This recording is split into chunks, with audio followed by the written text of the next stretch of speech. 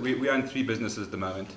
We own Scooters Pizza, which is the founding business, the business that I started back in 2000. We then bought Maxis. It's another business that we own, and more recently NWJ. So I suppose some of that, in terms of what Kamaran was saying about focus, is probably what we're not doing to some degree. NWJ is a jewellery business, by the way. And we manufacture jewellery as well, down in Durban.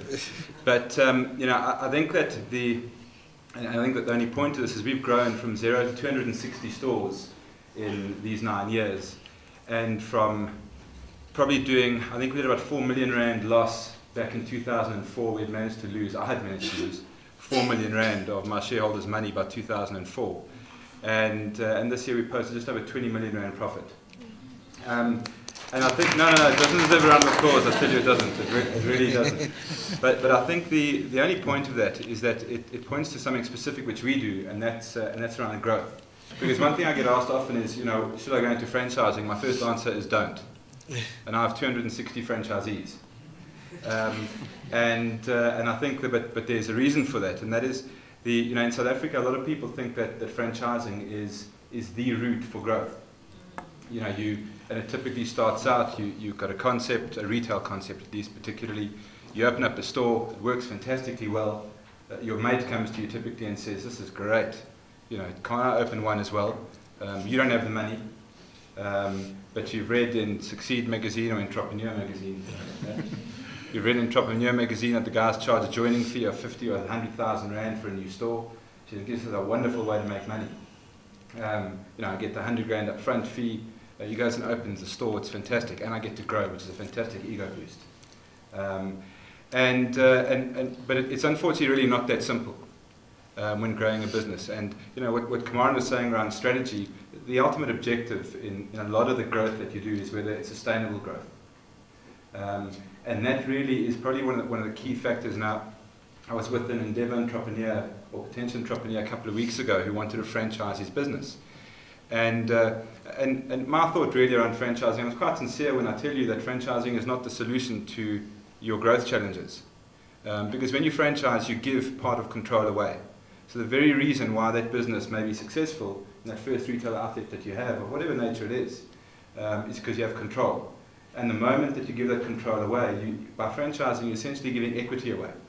And I'm sure a lot of people will tell you never, ever give away the silverware. And when you franchise, you may not be giving away the equity in the company that you started, but in giving control away, by franchising, you're doing a very similar thing. We employ in our system nearly 5,000 people indirectly. And if you think that they're all about 4,500 of lower income earning, there's some research that says that they have about 8 dependents on average. So what franchising does do, though, within a South African context, is it creates enormous social impact, which is one of the very few reasons that I'm still in South Africa, is that I can actually make a difference from franchising. And I think that the trick for us in franchising has been that when I was studying, I wanted to be a capitalist swine bastard. It was pretty much how I framed my ambition. I'd done a fair bit of reading, and I did a law degree, didn't use it. And the first thing I learned when I went into my first store was that these are real people. And it really struck home when one of my kitchen staff was assaulted by one of the other staff, and she got hit in the back head with a rolling pin and cracked her head open. But she was 22, and she was my first employee I ever employed. And I had to go to her shack, as it turned out. I was 22 and thought the world only existed at law school, and then asked her mom to work for us. And that was back in 1996, and she still works for me now. But I think only then I realized the impact that you have as a business person, that you don't only take on a responsibility to make tons of money for yourself, but you have a responsibility to all the people that work for you. And one of the key growth or key success factors in our growth has been that we've always grown people with our business. And as you grow, and we've had I've been phenomenally lucky that I haven't been fired yet.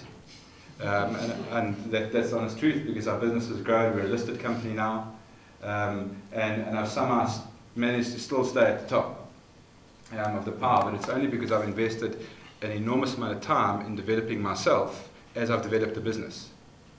And any growth aspirations that you've got the way to sustainable growth, a very big part of it is to make sure that your human element grows. And I often liken it to does anybody free dive at all? Well, we go on a plane sometimes. But that whole notion of having to equalize if you're a free diver, that you've always got to equalize to make sure the pressure inside your head matches the pressure outside your head. And growing a business quickly is exactly the same. Your external circumstances are constantly changing. And unless you are consciously reacting internally to change your company, you're going to either implode or explode. And that's probably one of the, what Kumaran was saying about strategy. A lot of guys think, we're this fantastic company, big bright colors, we eat hamburgers for lunch, now we make jewelry at lunch as well. And it's a cool, fun place to work. But we're a very structured business around strategy. And we're constantly checking the external pressures that are being placed on us by our growth and whether we're able to meet that pressure so we don't implode or sometimes explode. So really that's the, I've got some other points around franchising which I may get to. But I think sustainable growth and how you deal with it internally is probably one of the biggest learnings that we've had so far.